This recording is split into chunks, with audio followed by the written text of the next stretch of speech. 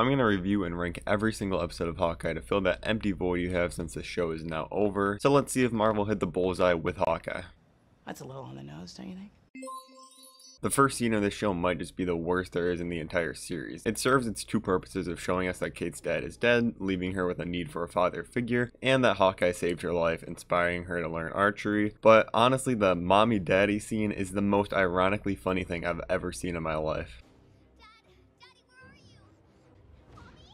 But it's a kid actor, so I have to give it some slack. I could have done with a throwaway line to give me the same info personally, or if you're gonna do this flashback, do it like you did the Maya scene, because I think the Maya scene was done way better in future episodes than this Kate throwback scene. And I do like how right at the start we do get to see during the auction that Kate does have some investigative skills, and she knows when something's up, that she is good at archery and karate, obviously, but she also has this kind of sense for things. Even though her dialogue at the beginning when she's talking with her friends, shooting down the bell tower, kind of sounds like bad video game acting. Kate, careful. If we get caught, you're definitely going to be kicked off the archery team. Yeah, I know.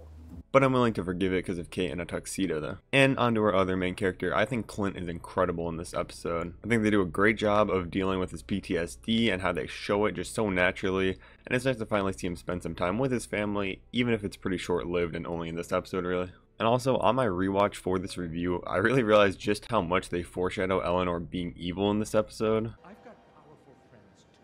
Like in this clip, you can hear Armand saying, "I have powerful friends too," obviously meaning that Eleanor said, "I have powerful friends," linking her to Kingpin automatically in the first episode, but I completely ignored this scene on the first watch there. Maybe I'm crazy, but this scene... What are you doing, you dope?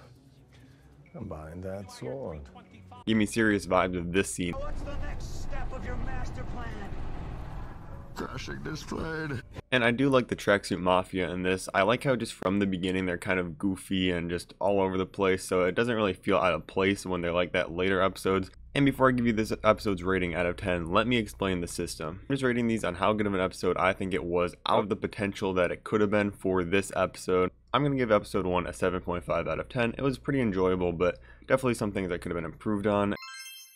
I really like how Clint is basically just an old grumpy man who just wants to get back to his family in this episode, and the contrast between him just not caring at all and just trying to get his business done, and Kate being just completely starstruck just works for me in this. But it's also nice seeing Clint slowly starting to become that more dad role to Kate, obviously because like I said, he's missing out on his own family time and Kate lost her father as a kid. Even if this line feels like something straight out of a Hallmark movie that made me cringe to my soul.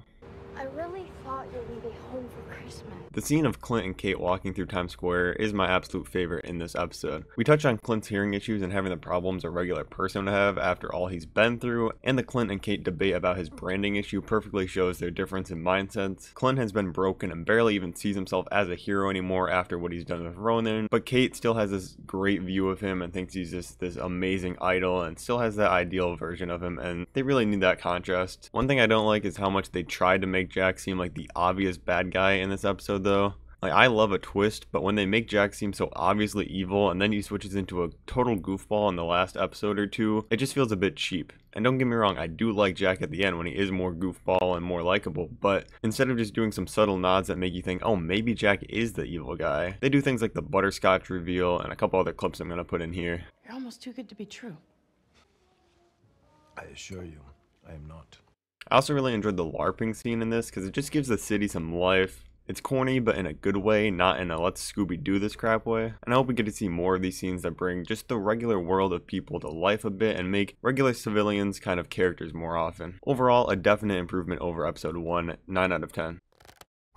I love the flashbacks of Echo. It nicely helps you understand her motivations and history in a great scene. And it's just another link between Hawkeye and his time as Ronin and how his time as Ronin pretty much led to all his problems in this show. And I know it's a stupid scene, but I love the tracksuit mafia guy asking Kate for relationship advice. Look on the bright side, you don't have to go see Imagine Dragons.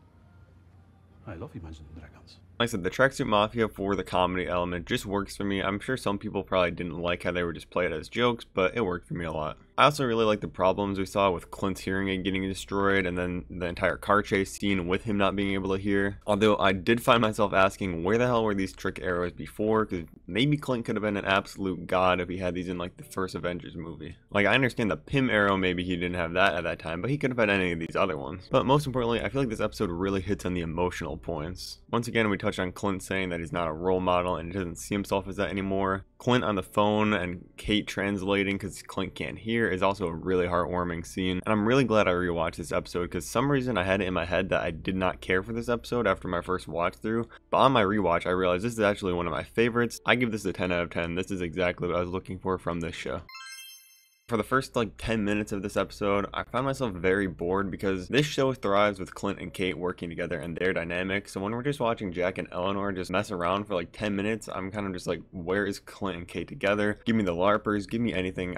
I'm sick of watching these two. I didn't really like Kate celebrating Christmas with Clint, making him feel better about missing his own Christmas back home. Though it scenes like this that made me want the entire show to be longer than 6 episodes. Like, I really enjoyed the slower character moments, but when the whole episode is kind of spent on these slower character moments in, like I said, a 6 episode series, I'd kind of prefer if they just spread these out a little bit more, because you feel like you're just missing out on stuff that could be pushing through the plot when there are a lot of plot points that we keep adding into this show. I do love the apartment search scene. It's really well done, but the Yelena reveal kind of just felt like a, well, obviously moment to me, because maybe I'm just too big of a nerd, but after the Black Widow credit scene, it's like, obviously Yelena showing up in this, it wasn't really a surprise at all. So it's a pretty enjoyable episode, but it kind of feels like a bit of a drag in a short series. So this episode gets a 6.5 out of 10.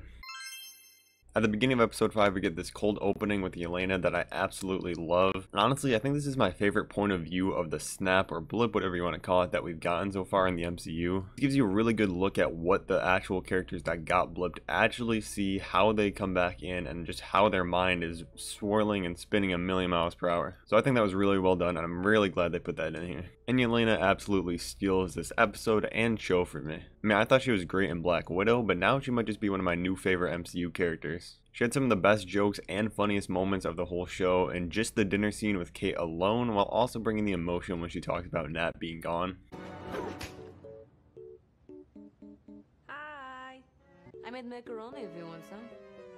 And speaking of that, Clint talking to Nat was also really powerful, and then being followed by that Ronin scene in the parking lot is just perfect. Okay, let's talk. And this parking lot scene gave me some serious Batman vibes in the best way possible. I really hope we get more of these dark and ominous fight scenes. Something else I really appreciated was how much of the show took place at night. I need more of this. I need more of this street action at night in the MCU. And for now, at least, I was satisfied with the Kingpin reveal. Even if everybody knew it was going to be him, I think it was a pretty cool reveal at the end. So this is honestly a perfect episode again for me. This is another 10 out of 10. Well, well, well. How the turntables... Firstly, I'm going to say something crazy here, so you might want to sit down for this. I've never seen Daredevil. No, God! No, God, please, no! No! Now, I don't bring that up to make everybody mad at me. I'm just saying that because I didn't really have any issues with Kingpin in this episode because I didn't have any expectations of him coming in. Like, yeah, I could say that he was a little underused after being built up to from the first episode, but as we've learned, these shows are mainly just setting up bigger villains for the future like King and Loki. And nobody was mad about the King reveal in Loki because we didn't have King before. Just because Kingpin was in Daredevil, people expected him to instantly fill that big role in the MCU. And like I said, Kingpin is obviously going to be back, probably in the Echo show, so I didn't have a problem with them just introducing him here. Also, I have to mention how bad the cops' response time is to a man literally sniping into a building full of civilians. And I know I should suspend my disbelief because it's a superhero show, but like, give me one throwaway line about Kingpin owning the police in New York or something, instead of just having it be an insanely slow response time to some man literally sniping into a building. But when Kate calls them for her mother, they're there in like 5 seconds. Also, Kazi. You're gonna hit your shots, kid. Last time I checked, oh yeah, you didn't hit your shots. Yelena is great in this episode once again, and I absolutely love the elevator scene with her and Kate.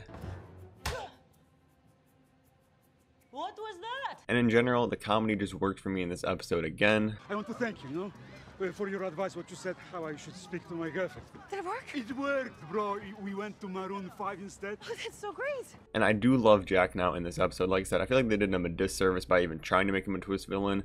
I kind of wish he was just this lovable guy all along. So this episode is really filled with non-stop action, and almost all of it is really entertaining, especially the part where Kate and Clint are fighting on the Rockefeller ice rink and using all their trick arrows. But once again, why did we not give Hawkeye these in the first Avengers movie or Civil War or anything? He would have been so much cooler then. Marvel was really doing a disservice to my boy Hawkeye, so I'm glad he got this show. And I like how we do get to see Clint disarm Yelena with just his words, and he's willing to risk dying over it. Just like he did with Maya, he's just willing to use his words now. He's done with Ronin, he's done killing. And I know it's obvious that Yelena won't kill Clint at the end of this episode, but the emotional payoff was still there for me, and I think it worked. Although a twist where she does end up shooting Clint would have been insane, and it was a nice ending seeing Kate get to become a part of the Hawkeye family, and obviously it's alluded to that she will become the next Hawkeye, although I do hope that Clint stays around as a mentor even if he does stay retired this time. So I'm going to give the final an 8.5 out of 10. I enjoyed it more than other people. It's definitely not perfect, and it takes lots of conveniences to get to the ending that we got. It's kind of how the MCU and superhero movies and shows roll,